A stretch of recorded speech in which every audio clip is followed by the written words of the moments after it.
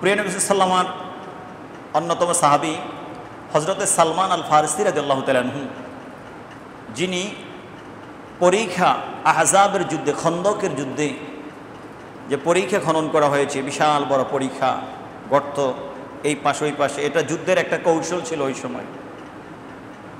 বিশাল বড় পরীক্ষা খনন করা হয়েছে, একদিকে অবস্থান করেছে সকল কাফের সৈন্য, একসাথ হয়ে গেছে, সব বাতিল, আরেকদিকে মুসলমানরা ছিলেন। যিনি পরামর্শ দিয়েছিলেন আল্লাহর হাবিব পাক সাল্লাল্লাহু আলাইহি ওয়াসাল্লাম, যার পরামর্শে যুদ্ধে এই কৌশল অবলম্বন করেছেন, তিনি হচ্ছেন হযরত সালমান ফারসি রাদিয়াল্লাহু তাআলা আনহু, যিনি কাদা 80 সানাতান ফিল কুফরি ওয়া 80 সানাতান ফিল ইসলামি, যিনি 160 বছর হায়াত পেয়েছেন, 160 বছর। তো তিনি ওনার প্রথম 80 বছর কুফরির মধ্যে কাটিয়েছেন, আর পরের 80 বছর ইসলামের মধ্যে কাটিয়েছেন। সুবহানাল্লাহ। প্রথম 80 বছর ওনার কুফরির মধ্যে ছিল, আর দ্বিতীয় 80 বছর সরকারে কায়নাতের গোলামির মধ্য দিয়ে কাটিয়েছেন। সুবহানাল্লাহ। হযরত সালমান ফারসি রাদিয়াল্লাহু তাআলা আনহু প্রিয় নবী সাল্লাল্লাহু আলাইহি থেকে অত্যন্ত গুরুত্বপূর্ণ একটি হাদিস বর্ণনা করেন। প্রিয় নবী সাল্লাল্লাহু আলাইহি ওয়াসাল্লাম রমজানের আগের মাস শাবান মাস একেবারে যখন শেষের দিকে, প্রিয় নবী সাল্লাল্লাহু আলাইহি ওয়াসাল্লাম শাবান মাসে তিনি খুতবা দিচ্ছেন, মসজিদে শাবান মাসে তিনি খুতবা দিচ্ছেন। খুতবার মধ্যে তিনি বলছেন, ইয়া আইয়ুহান নাস ক্বাদ আযাল্লাকুম শাহরুন আযীমুন মুবারাকুন, হে মানব জাতি শোনো, অচিরেই চলে আসবে তোমাদের কাছে রব্বে কারীমের পক্ষ থেকে মহান একটি মাস। শাবান মাসের শেষে বলছেন, কারণ শাবানের পরেই হচ্ছে রমজান মাস, এই জন্য তিনি শাবানের শেষে খুতবা দিচ্ছেন। পৃথিবীর মানুষ শোনো, অচিরেই তোমাদের কাছে চলে আসছে তোমাদেরকে ছায়া দান করার জন্য, তোমাদেরকে কাছে নেওয়ার জন্য রব্বে কারীমের পক্ষ থেকে অনেক বরকতের একটি মহান মাস চলে আসছে। আযীমুন মুবারাকুন শাহরুন ফীহি লাইলাতুন খায়রুম মিন আলফি শাহরিন, এ মাসের মধ্যে একটি রাত আছে যে রাতের মর্যাদা 1000 মাসের চেয়েও বেশি মূল্যবান, যেটা কদর, এটা আমরা সবাই জানি।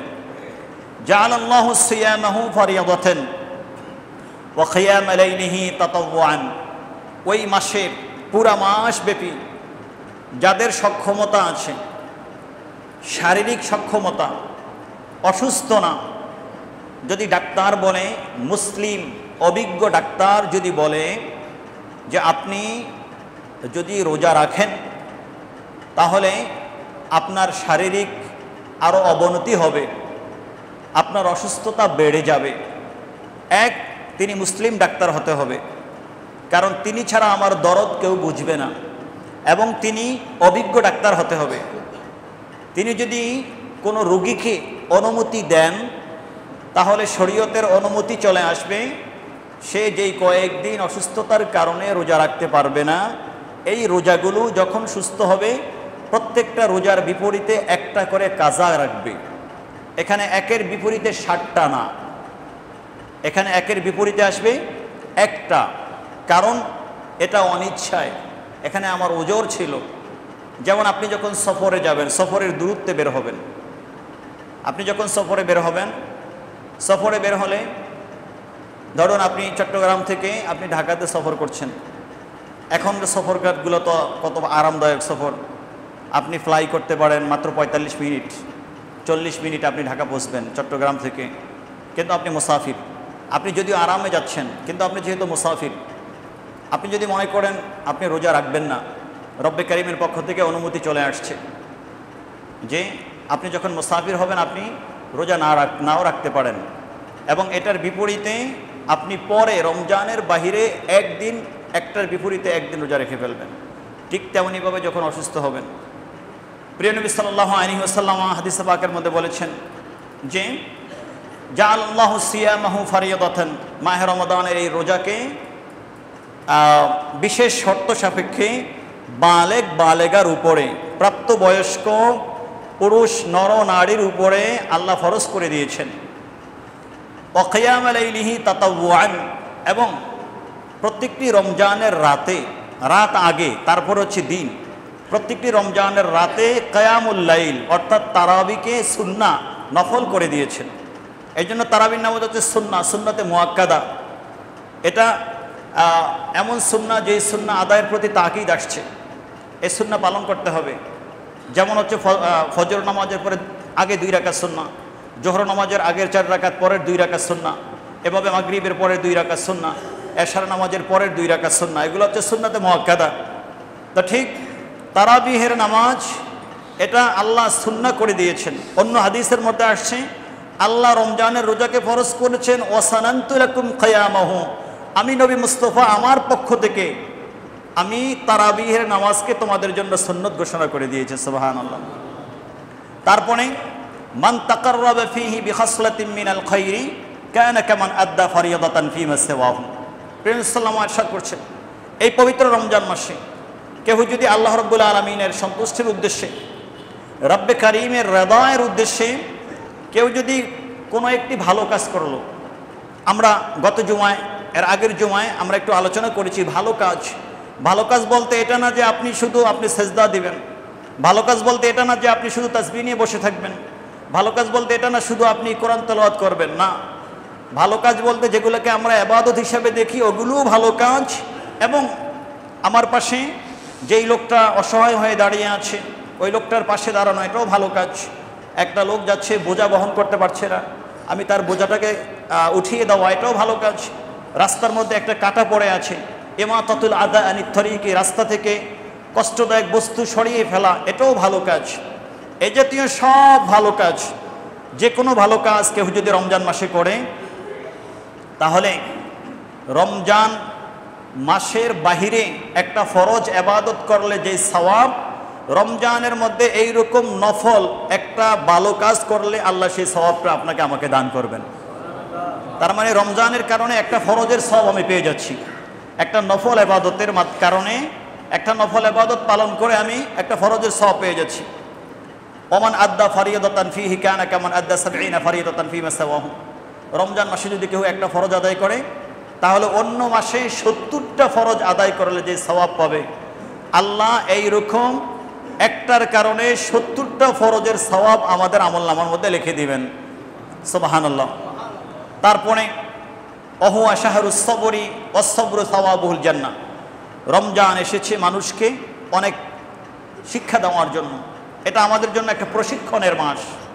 এর মধ্যে একটা হচ্ছে শাহরুস সবর, রমজান আমাদেরকে ধৈর্য শিক্ষা দেয়। আপনি বলেন এর চেয়ে বড় ধৈর্যের বিষয় আর কি হতে পারে? আমি একদিন না, আমি 30 দিন ধৈর্য ধারণ করি। কিসের উপরে? আমি 30 দিন ধৈর্য ধারণ করি, কয়েকটা চরিত্রে আমি অভ্যস্ত হয়ে যাই। আমার দেহ মনের মধ্যে কয়েকটা চরিত্র চলে আসে।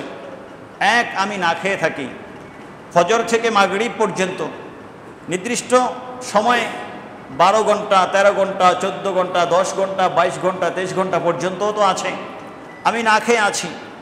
ক্ষুধার যাতনাকে সহ্য করে রব্বে কারীমের রেদা পাওয়ার জন্য, আল্লাহ রাসূলের সন্তুষ্টির জন্য আমি যে ধৈর্য ধারণ করে আছি না খেয়ে, এটা একদিন না, এটা হচ্ছে 30 দিন পর্যন্ত। এটা অনেক বড় ধৈর্যের পরিচয়, ধৈর্যের পরীক্ষা। আর এটা আমার হতো না যদি মাহে রমজান না আসতো। মাহে রমাদান সংক্রান্ত যে আয়াতগুলো কোরআনে কারিমের মধ্যে আল্লাহ তেলাওয়াত করেছেন, আয়াতের শেষে রমজান আমাদেরকে কি দিবে আল্লাহ তেলাওয়াত করে বলে দিয়েছেন, লাআল্লাকুম তাত্তাকুন। রমজানের মাধ্যমে তোমরা মুত্তাকি হবে, তোমাদেরকে আল্লাহর ওলি বানানো হবে। ওলামায়ে কেরাম, বিশেষ করে হুজ্জাতুল ইসলাম ইমাম গাজ্জালী রহমতুল্লাহ আলাইহি, মুসলিম জগতে যিনি অন্যতম দার্শনিক ছিলেন, ওনার ব্যাপারে সবাই জানেন। ইহইয়াউল উলুমিদ্দিন কিতাবের মধ্যে এবং আরও অন্যান্য ওলামায়ে কেরাম তাদের কিতাব উল্লেখ করেছেন, স্কলারগণ, মুহাদ্দিস, মুফতি, মুফাসসিরগণ, যে ইন্নালিস সিয়ামি মারাতিব। রাসূলুল্লাহ সাল্লাল্লাহু আলাইহি ওয়াসাল্লাম বললেন ওয়াসসাবরু সাওয়াবুল জান্নাহ। 30টি মাস, 30টি দিন, 1 মাস, এই যে একটা প্রশিক্ষণ, আমি এটা করব না, এটা বর্জন করব, খাবো না, পানি পান করব না। তারপরে তারাবিহের জন্য, তারাবিহের মধ্যে 2 ঘন্টা 3 ঘন্টা দাঁড়িয়ে থাকা হয়। সাহাবায়ে কেরামকে নিয়ে প্রিয় নবী সাল্লাল্লাহু আলাইহি ওয়াসাল্লাম 3 রাত অথবা 4 রাত তারাবি পড়েছেন বুখারী শরীফের হাদিস অনুযায়ী। সাহাবায়ে কেরাম বলছেন, আমরা প্রথম রাত তারাবি পড়লাম, তারাবি অনেক লম্বা হয়ে গেল, তারপরের রাতে আরও লম্বা, মসজিদে মুসল্লিদেরকে জায়গা দেওয়া যায় না। এর পরের রাতে এত লম্বা হলো, হাত্তা খাশিনা আল ফালাহা ইয়ানি আস-সুহুরা। সাহাবায়ে কেরাম বললেন, আমরা ভয় পাইলাম যে এশার পর থেকে রহমাতুল্লিল আলামিনের পিছনে আমরা তারাবি পড়ছি, এত লম্বা তারাবি, আমরা মনে করলাম যে আজকে হয়তো আমরা বাড়িতে গিয়ে সেহরি খেতে পারবো না। সুবহানাল্লাহ, এত লম্বা তারাবি পড়েছেন তিনি। তো এই যে এত লম্বা তারাবি, সাহাবায়ে কেরাম যখন তারাবি পড়তেন ওনারা বলতেন যে কুন্না নাত্তাকিউ আলাল আসা, যে তারাবিহের সময়, আমাদের দেশের তারাবি তো হচ্ছে তারাবি মানে আমাদের আঞ্চলিক ভাষায় আর কি, তারাবি মানে তাড়াতাড়ি, যে তারাবি কোথাও দেখেন আপনার 30 মিনিটে শেষ হয়ে যায়, তাই না? তারাবি 30 মিনিটে শেষ হয়ে যায়, এবং আমাদেরকে যদি কেউ 20 মিনিটে তারাবি পড়াইয়ে দিতে পারে, 20 মিনিটে 20 রাকাত, তাহলে তো আরও ভালো। আর এখন তো ছুটি দেওয়া হয়েছে, 8 রাকাতের পরে আর পড়া দরকার নেই। যাই হোক, তো সাহাবায়ে কেরাম বলতেন যে তারাবিতে এত লম্বা কেরাত পড়া হতো, আমরা শেষ পর্যন্ত আমাদের লাঠির উপরে ভর দিয়ে দাঁড়াতে হতো, আমরা দাঁড়িয়ে থাকতে পারতাম না, পায়ে ব্যথা হয়ে যেত, আমরা লাঠির উপরে ভর দিয়ে দাঁড়াতে হতো। তো এই যে ধৈর্যের প্রশিক্ষণ হচ্ছে, আপনি রাতে কোরআন শরীফ নিয়ে বসলেন, ঘন্টার পর ঘন্টা চলে গেল, কোরআন শরীফ তেলাওয়াত করতেছেন, আবার নামাজে দাঁড়িয়ে গেলেন, ইবাদত করছেন। এই যে রমজান মাস আপনাকে বিভিন্ন পথে বিভিন্ন মাধ্যমে ধৈর্য শিক্ষা দিচ্ছে। এই জন্য সরকারে কায়নাত বলেছেন এই রমজান মাস হচ্ছে শাহরু আস-সবরি, যে ধৈর্য এটা শিক্ষা দেওয়ার মাস, ওয়াশাহরুল মুআসা, এবং এটা হচ্ছে সমবেদনার মাস। আপনি রমজানের মাধ্যমে আমি রমজানের মাধ্যমে দরিদ্রদের কষ্ট বুঝব। আমি তো মাত্র রমজানের কারণে 30 দিন না খেয়ে আছি, দিনের বেলা, রাতে তো আবার ইচ্ছে মতো খাই, কিন্তু আমার ভাইরা আমার পাশে থেকে তারা দেখা যায় 12 মাস না খেয়ে আছে।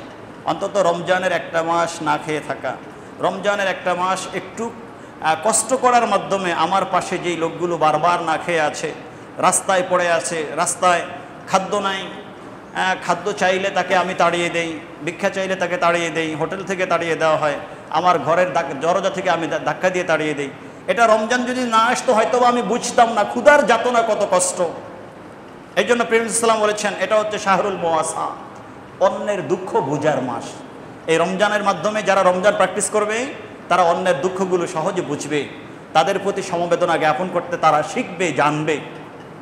ওয়াশাহরুন ইজাদু ফি রিজকিল মুমিনি ফিহি, এই মাসে আল্লাহ যারা ঈমানদার তাদের রিজিককে আল্লাহর কুদরতি খাজিনা থেকে তাদের রিজিকের দরজা আল্লাহ বাড়িয়ে দেন, খুলে দেন, তাদের ধনভাণ্ডার, তাদের ধন সম্পদের মধ্যে আল্লাহ আরও বেশি বরকত দান করেন।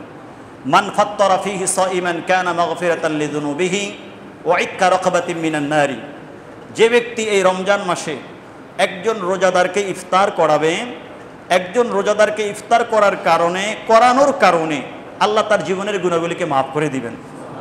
সাহাবায়ে কেরাম বলেন ইয়া রাসূলুল্লাহ, কেউ আরজ করলেন আমরা এতটাই দরিদ্র, আমরা তো ইফতার যে করাবো, একজন রোজাদারকে ডেকে ঘরে এনে ইফতার করবো, আমাদের তো সেই সামর্থ্য নাই। আল্লাহর হাবিব পাক সাল্লাল্লাহু আলাইহি ওয়াসাল্লাম বলেছেন কেউ যদি আলা মাসকাতি লাবানিন ওয়া আলা শুরবাতি মাইন ওয়া আলা তামরাতিন, আরব দেশে খেজুর কিন্তু পাওয়া যায়, আরব দেশে ওই সময় আপনার বকরি, তারপরে দুম্বা ইত্যাদি প্রচলন অনেক বেশি ছিল, এই জন্য একবারে সহজ করে দিয়েছেন। কিছু না থাকলে কেউ যদি রোজাদারকে একটু মাযকাতু লাবানিন আও শুরবাতু মাইন, এক আঞ্জলি বা এক আপনার হাতে যতটুকু হয় একটু পানিও যদি আপনি কোনো রোজাদারকে খাওয়ান, একটু পানির কারণে, এই পানি দিয়ে যদি আপনি ইফতার করান, তাহলে এই পানির কারণে ওই রোজাদার একটা রোজা রেখে যেই সওয়াব পেয়েছে, পূর্ণাঙ্গ এইরকম একটি রোজার সওয়াব একটু পানি পান করানোর কারণে আল্লাহ আপনাকেও দিয়ে দিবেন। চিন্তা করছেন একটু পানি আমি তাকে দিব, পানি দিয়ে যদি আমি তার ইফতার করাতে পারি, অথবা একটু দুধ, এটা ওই সময় সহজ ছিল, অথবা খেজুর গাছের তো অভাব ছিল না, তারপরেও তো সাহাবায়ে কেরামদের দারিদ্রতার কারণে অনেকের কাছেও ছিল না, একটু খেজুর, এটা দ্বারা আল্লাহ হাবিব সাল্লাম আমাদেরকে উদাহরণ দিয়েছেন যে কোনো কিছু দিয়ে, এটা যত সিম্পল হোক, যত সাধারণ হোক, যদি আমি কোনো ভাইকে রোজা ইফতার করাতে পারি, ওই ভাইয়ের রোজার যে এক পূর্ণাঙ্গ সওয়াব এটা তো তার মধ্যে থাকবে, তারটা কমবে না, ওই রকম হুবহু আরেকটি সওয়াব আল্লাহ আমাকে দিয়ে দিবেন, সুবহানাল্লাহ। কিন্তু আমরা যেন আবার এটা না করি যে আমি 30 দিন আমি নিজে রোজা রাখবো না, 30 দিন আমি 30 জনকে ইফতার করাবো, 30 জন রোজাদারকে ইফতার করাবো। তো 30 জন রোজাদারকে যদি আমি ইফতার করাই তাহলে 30টা রোজার সওয়াব তো আমি পেয়ে গেছি, আর আমার রোজাগুলি মাফ হয়ে গেছে, না, এটা হবে না, এটার কোনো সুযোগ নেই। ওগুলো হচ্ছে এক্সট্রা, আপনার জিম্মায় যেটা আছে এখানে ফাঁকি চলবে না, এটা আমার উপরে দায়িত্ব, আমার রোজা আমাকে পালন করতে হবে। এইভাবে আপনি যদি 2 জন রোজাদারকে ইফতার করান, 3 জনকে, আমাদের দেশে মাশাআল্লাহ, আমরা আরব দেশে যখন মিশরে ছিলাম আল আজহারে, আমরা দেখতাম প্রত্যেকটি মসজিদে সেখানে ইফতার বলা হতো না, সেখানে বলা হতো মায়েদাতুর রহমান, রহমানের মেহমানদারি চলছে। আয়োজক কিন্তু মুসল্লিরা, মানুষ, কিন্তু এটার নাম দিয়েছে মায়েদাতুর রহমান, আল্লাহর দস্তর বিছানো হয়েছে। এবং সে উন্নত মানের ইফতার মসজিদ ভরা মানুষগুলোকে করানো হতো। আমাদের দেশেও দেখা যায় মাশাআল্লাহ, মসজিদে, বাড়িতে, ঘরে সবাই মিলে এই প্রচলনটা এখনও আছে। আমরা একা ইফতার করি না, আমরা সবাইকে মিলে ইফতার করি। হাদিসে পাকের মধ্যে আছে, মনে করবেন আপনার ঘরে যদি একজনের ইফতার থাকে, আল্লাহ হাবিব পাক সাল্লাল্লাহু আলাইহি ওয়াসাল্লাম বলেছেন তোআমুল ওয়াহিদ ইয়াকফিল ইসনাইন, যে একজনের খানার মধ্যে নিয়তের কারণে আল্লাহ 2 জনের খানার বরকত দিয়ে দেন।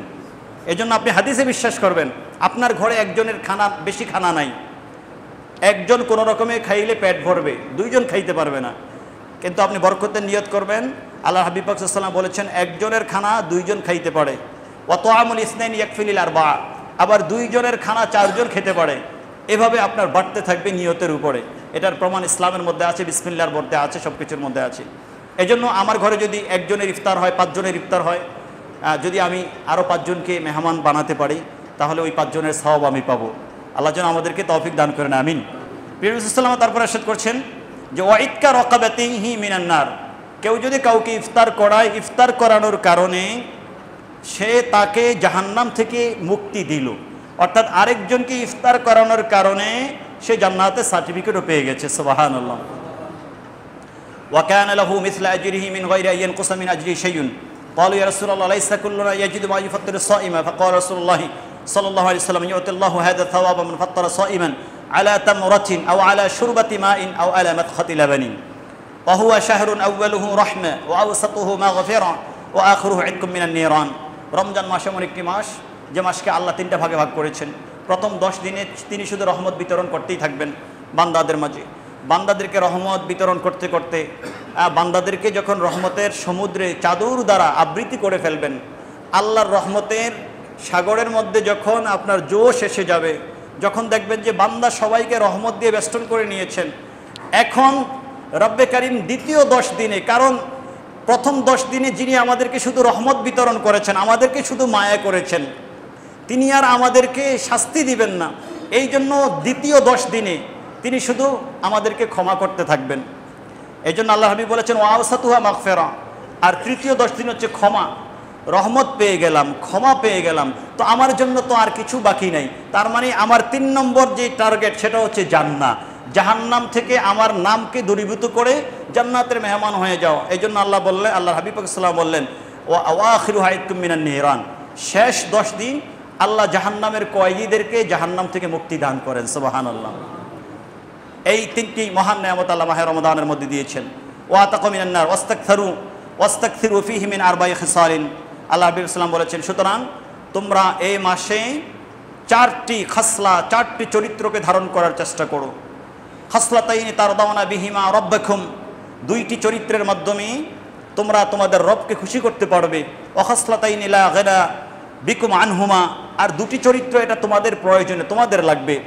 আম্মাল খাসলাতানি আল্লাতানি তারদাউনা বিহিমা রাব্বাকুম ফাশাহাদাতু আল্লা ইলাহা ইল্লাল্লাহ ওয়া তাস্তাগফিরুনাহু, যেই 2টি মহান চরিত্রের মাধ্যমে পবিত্র মাহে রমাদানে তোমরা তোমাদের রবকে খুশি করতে পারবে, এর মধ্যে একটা হচ্ছে কালিমাতুশ শাহাদা, বেশি পড়ো, আশহাদু আল্লা ইলাহা ইল্লাল্লাহু ওয়া আশহাদু আন্না মুহাম্মাদান রাসূলুল্লাহ সাল্লাল্লাহু আলাইহি ওয়াসাল্লাম, লা ইলাহা ইল্লাল্লাহু মুহাম্মাদুর রাসূলুল্লাহ। এই কালিমাতুশ শাহাদা, কালিমা, এটা বেশি বেশি পড়ো।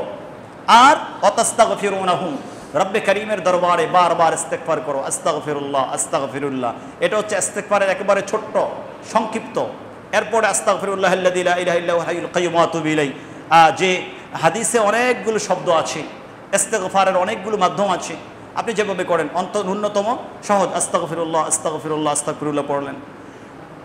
আর যে 2টির প্রতি তোমরা মুখাপেক্ষী, সেটা হচ্ছে যে তোমরা এই রমজান মাসে বেশি বেশি করে আল্লাহর কাছে জান্নাত কামনা করো এবং জাহান্নাম থেকে আল্লাহর দরবারে মুক্তি কামনা করো। ওয়ামান সাকা সাইমান সাকাহুল্লাহু মিন হাউদি শুরবাতান লা ইয়াদমু হাত্তা ইয়াদখুলাল জান্নাহ। এই হাদিসের শেষ যেটার মাধ্যমে আল্লাহ হাবিব পাক সাল্লাল্লাহু আলাইহি ওয়াসাল্লাম করলেন সেটা হচ্ছে, শোনো, যে ব্যক্তি এই মাহে রমাদানে কোনো মানুষকে, কোনো ব্যক্তিকে পানি পান করাবে, আমি হাবিব তার জন্য সাক্ষী দিচ্ছি ওই ব্যক্তি আমার দস্ত মোবারকে হাউজে কাউসারের পানি পান করে আমার আল্লাহর জান্নাতের মধ্যে পৌঁছে যাবে। এত বড় পুরস্কার, সামান্য একটু কাজ। পানির তো অভাব নাই আমাদের দেশে, তাই না? ভালো পানি, কত রকমের পানি আছে, পানির অভাব নাই।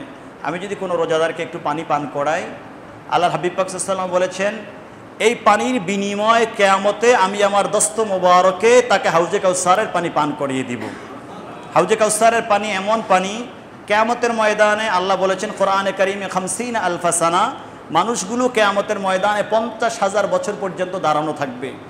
উপরে সূর্য, চতুর্দিকে তাপ, নিচে তামা, শরীরের মধ্যে কাপড় নাই, ছাতা নাই, সূর্য মাত্র 1 হাত বা 1 বিঘা উপরে, কত প্রচণ্ড তাপ, কি হবে, পানির কত পিপাসা হবে। এটা আমরা স্বাভাবিকভাবে ওই যে ভাদ্র মাস বা যেই সকল মাসে আপনার রৌদ্র তাপ বেশি, তখনই আমরা বুঝতে পারি কতটুকু পিপাসা আমাদের হয়। তো ওই সময় এইরকম পিপাসা, এর চেয়ে কঠিন পিপাসা যেটার নমুনা নাই পৃথিবীতে, পিপাসা নিয়ে 50,000 বছর আপনি দাঁড়িয়ে থাকবেন। আল্লাহ হাবিব পাক সাল্লাল্লাহু আলাইহি ওয়াসাল্লাম বলেছেন ওই সময় যদি কেউ আমার হাউজে কাউসারের একটু পানি পান করে, সে জীবনে কখনো পিপাসিত হবে না। সুবহানাল্লাহ, তার কখনো আর পিপাসা লাগবে না, এবং শেষ পর্যন্ত সে আমার আল্লাহর জান্নাতের মধ্যে প্রবেশ করবে। সুবহানাল্লাহি বিহামদিহি। এত ফজিলত রমজানের, এত ফজিলত ইফতারের, এত ফজিলত সাহরির। আল্লাহ যেন আমাদেরকে সব কিছু বুঝার, জানার, মানার তৌফিক দান করেন। আল্লাহুম্মা আমিন।